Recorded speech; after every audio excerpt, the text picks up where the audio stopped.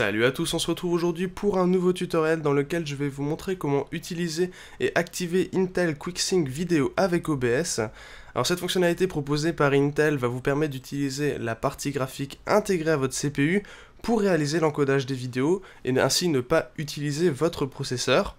Et cette fonctionnalité est d'ailleurs compatible avec tous les processeurs Intel Core depuis la deuxième génération. Alors pour utiliser cette magnifique fonctionnalité, il va d'abord falloir aller dans le BIOS pour forcer l'activation de la partie graphique qui est désactivée dès qu'une carte graphique est installée. Donc vous allez dans Settings, Advanced Integrated Graphics Configuration, vous allez dans Virtu Technology, vous passez en D-Mode pour augmenter les performances et n'oubliez pas d'activer le multimonitor aussi, c'est très important.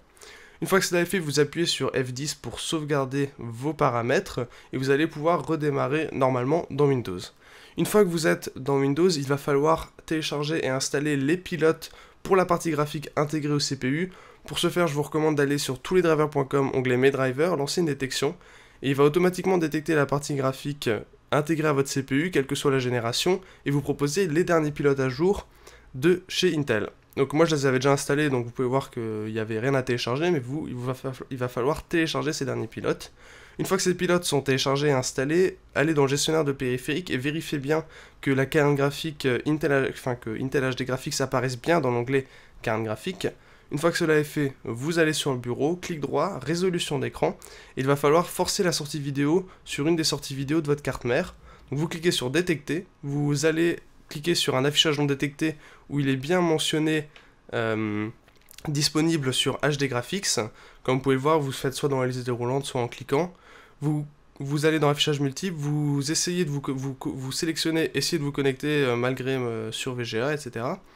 Vous cliquez sur appliquer. Une fois que cela est fait, vous recliquez sur cet écran que vous avez configuré et vous sélectionner étendre vers cet affichage, étendre le bureau à cet affichage et vous appliquer à nouveau. Je vous recommande au passage de mettre cet écran tout en haut à gauche pour éviter qu'il vous dérange. Une fois que cela est fait, on va pouvoir configurer OBS. Pour ce faire, vous allez dans les paramètres d'OBS, vous allez dans l'onglet encodage et vous cochez simplement QuickSync. Une fois que cela est fait, vous pourrez directement commencer à stream en utilisant la partie graphique intégrée à votre CPU. Et il n'y a rien d'autre à faire, hein. C'est vraiment très simple d'utilisation. Alors vous pouvez voir, moi dans processus, vous pouvez voir avec Intel QuickSync, j'étais uniquement à 7% d'utilisation du processeur, ce qui est rien du tout. Vous voyez Fraps à côté qui consomme 20%.